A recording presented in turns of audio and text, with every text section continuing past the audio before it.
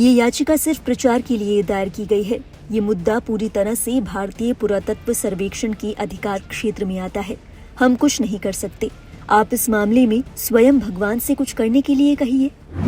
खजुराहो मंदिर परिसर में क्षतिग्रस्त भगवान विष्णु की मूर्ति की पुनर्स्थापना वाली याचिका पर सीजेआई गवई की टिप्पणी सुर्खियों में है। बता दें, हाल ही में मध्य प्रदेश स्थित खजुराहो मंदिर परिसर में क्षतिग्रस्त भगवान विष्णु की मूर्ति की पुनर्स्थापना को लेकर याचिका दायर की गई थी। इसे खारिज करते हुए जस्टिस BR गवई ने जो टिप्पणी की, अब उस टिप्पणी पर वे घिरते नजर आ रहे हैं। इस टिप्पणी को वकीलों के एक वर्ग ने इनसेंसिटिव यानी असंवेदनशील माना है। यही नहीं, सीजेआई गवई की ओर से अपने बयान को वापस लेने की मांग भी की गई है। बता दें, इस मामले में याचिकाकर्ता के वकील ने दलील दी थी कि मूर्ति का सिर जीर्ण शीर्ण हो चुका है। इसके पुनर्निर्माण की अनुमति देने के लिए अदालत को हस्तक्षेप करना चाहिए।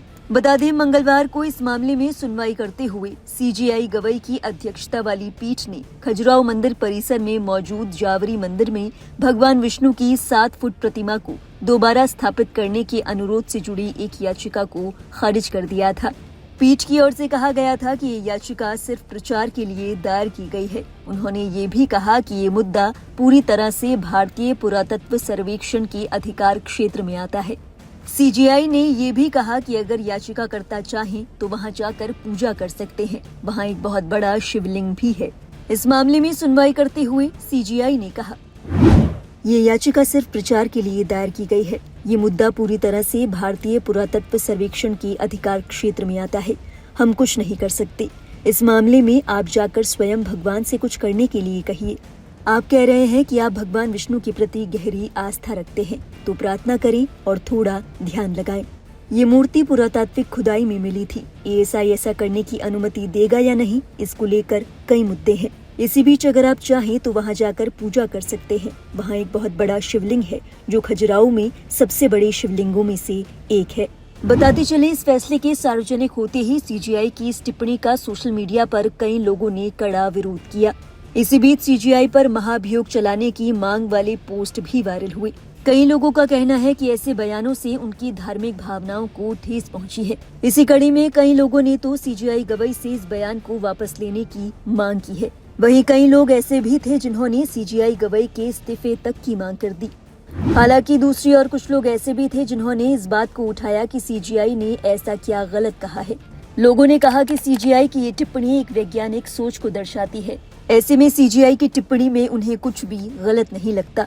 जहां एक और सोशल मीडिया पर सीजेआई गवई के इस्तीफे की मांग का मुद्दा ट्रेंड कर रहा है, वहीं दूसरी ओर I stand with CJI Gavai भी ट्रेंड करने लगा है। इसी बीच खबर है कि कई वकीलों ने सीजेआई गवई को पत्र लिखकर उनके बयान को सनातन धर्म के खिलाफ बताया। उन्होंने सीजेआई से उनके बयान को वापस लेने की मांग की है। इसी कड़ी में सत्यम राजपूत नाम की एक वकील ने मुख्य न्यायाधीश गवई को एक पत्र लिखकर उनकी टिप्पणी पर पुनर्विचार करने के लिए कहा। सत्यम सिंह राजपूत ने लिखा, भगवान विष्णु के एक समर्पित अनुयायी के रूप में मैं व्यक्तिगत रूप से इन टिप्पणियों से स्तब्ध हूँ।